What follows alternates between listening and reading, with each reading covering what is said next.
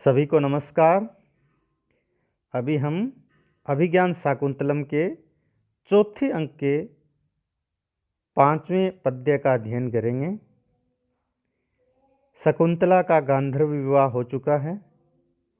कण्व ऋषि भी आश्रम में आ चुके हैं और कण्व ऋषि को भी पता चल चुका है कि शकुंतला का गांधर्व विवाह राजा दुष्यंत के साथ हो चुका है।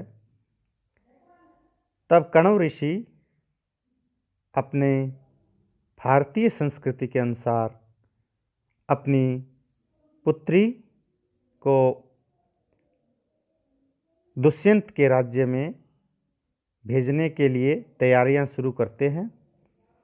यद्यपि दुष्यंत ने कहा था कि मेरी तरफ से शकुंतला को ससम्मान अपने राज्य में ले जाया जाएगा, किंतु दुष्यंत की तरफ से इस प्रकार का कुछ भी कार्य नहीं हुआ है। तब स्वयं कण्व ऋषि अपनी पुत्री को अपने पुत्री के पति गृह में भेजने के लिए तैयारियां करते हैं। तो जब शकुंतला की विदाई होती है उस समय शकुंतला को सजाया जा रहा है। यद्यपि वे आश्रम में है, वहाँ पर किसी प्रकार के कृत्रिम आभूषण नहीं है और कृत्रिम आभूषणों के न होने पर भी शकुंतला को उत्कृष्ट स्तर के आभूषण वहाँ पर उपलब्ध करवाए गए हैं। वे आभूषण कहाँ से आए हैं, किसने उपहार में दिए हैं, ये सब हम इस पद्य में पढ़ेंगे। 5वें पद्य में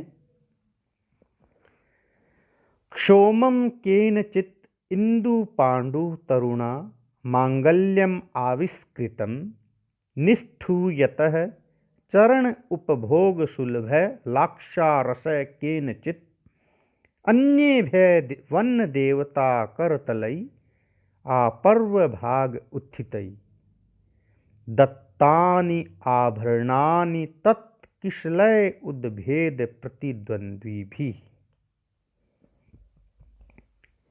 अन्वय केनचित तरुणा इंदु पांडु मांगल्यम क्षोमम आविष्कृतम केनचित चरण उपभोग सुलभ लाक्षारसय निष्ठूयतः अन्येभ्य आपर्व भाग उत्थितई तत्किशलय उद्भेद प्रतिद्वंद्वी भी वन देवता करतलई आभरणानि दत्तानि। केनचित तरुणा, किसी वृक्ष के द्वारा, इंदु पांडु, इंदु अर्थात चंद्रमा, पांडु अर्थात श्वेत वर्ण, पीत श्वेत वर्ण होता है, इसे पांडु वर्ण कहा जाता है। तो किसी वृक्ष के द्वारा इंदु पांडु, चंद्रमा के समान श्वेत, मांगल्यम क्षोमम आविष्कृतम, मंगलकारी रेशमी वस्त्र प्रकट किया या प्रदान किया। जो शकुंतला को आभूषण मिले हैं उनके बारे में बताया गया है कि किसी वृक्ष के द्वारा चंद्रमा के समान श्वेत वर्ण के रेशमी वस्त्र शकुंतला को प्रदान किए गए हैं। केनचित, और किसी वृक्ष के द्वारा, चरण उपभोग सुलभ है, पैरों के उपभोग के योग्य। चरण उपभोग सुलभ है, पैरों के उपभोग के योग्य। लाक्षारस निष्ठूयत, लाक्षारस निकाला गया है। शकुंतला के पैरों को सजाने के लिए किसी वृक्ष के द्वारा लाक्षारस प्रदान किया गया है। अन्य के द्वारा आपर्व भाग उत्थितई, आपर्व भाग उत्थितई अर्थात कलाई तक ऊपर निकले हुए, कलाई तक ऊपर उठे हुए, किसलय उद्भेद प्रतिद्वंद्वी भी, कलाई तक ऊपर निकले हुए तत्किसलय उद्भेद प्रतिद्वंद्वी भी, उन नवीन पल्लवों के विकास की स्पर्धा करने वाले अर्थात उसके समान। वन देवता करतलई, वन देवताओं की हथेलियों से आभरणानि दत्तानि, आभूषण प्रदान किए गए हैं। यहाँ 3 बातें आई है। प्रथम बात ये बताई थी कि किसी वृक्षों के द्वारा चंद्रमा के समान श्वेत वर्ण के रेशमी वस्त्र प्रदान किए गए हैं, और किसी वृक्षों के द्वारा शकुंतला के पैरों के उपभोग के योग्य लाक्षारस प्रदान किया गया है, और अन्य वृक्षों के द्वारा कलाई तक निकले हुए उन नवीन पत्तों की प्रतिस्पर्धा करने वाले अर्थात उन नवीन पत्तों के समान वन देवताओं की हथेलियों ने आभूषण प्रदान किए गए हैं।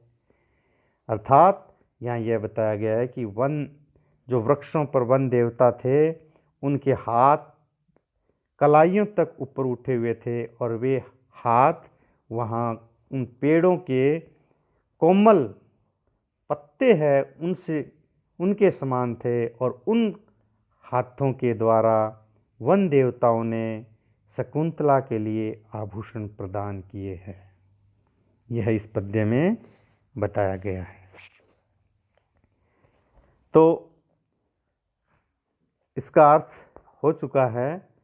हम जब परीक्षा में कोई भी प्रश्न आता है, इसकी व्याख्या करनी होती है, तो हमें विशेष के रूप में लिखना होता है।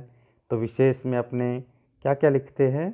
छंद, अलंकार, कोई व्याकरणात्मक टिप्पणी, और कोई विशेष इसमें बात क्या है वो हम लिखते हैं।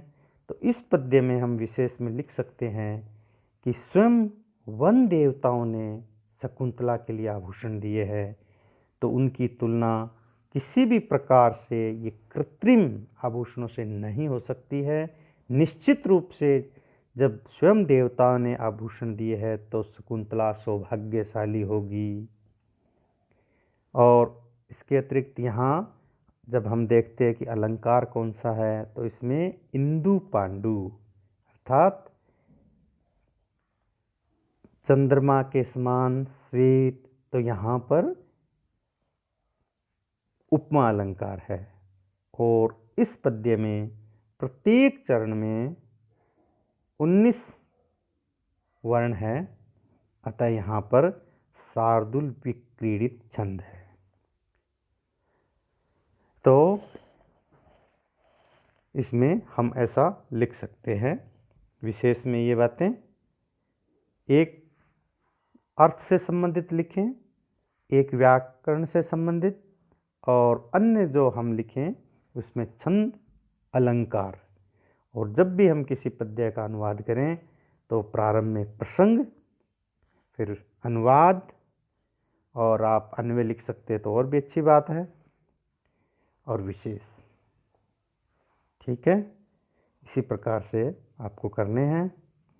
अब हम अगले कालांश में हम इसका छठा पद्य देखेंगे, और छठे पद्य को संपूर्ण संस्कृत साहित्य का सर्वश्रेष्ठ पद्य कहा जाता है। आप उसको विशेष रूप से ध्यान से समझेंगे। जैसे पहले आपको बताया था कि संपूर्ण साहित्य में नाटक श्रेष्ठ माना जाता है, और नाटकों में भी अभिज्ञान शाकुंतलम और अभिज्ञान शाकुंतलम में भी चौथा अंक, और चौथे अंक में भी 4 पद्य विशेष रूप से प्रसिद्ध है, और 4 पद्य में भी छठा पद्य है चौथे अंक का, जिसमें शकुंतला पतिगृह के लिए विदा हो रही है। वह बहुत ही मार्मिक पद्य है, उसे संस्कृत साहित्य का सर्वश्रेष्ठ पद्य माना गया है। वह हम अगले क्लास में पढ़ेंगे। अभी इतना ही। धन्यवाद।